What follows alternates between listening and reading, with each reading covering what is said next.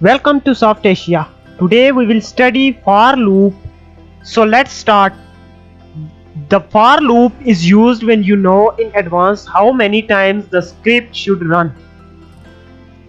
This is syntax for loop. There are three parameters: init counter, test counter and increment counter. This is example of for loop. In this example we will display numbers from 0 to 10. This will be output of our example. Thank you for watching. Please like, share and subscribe our channel.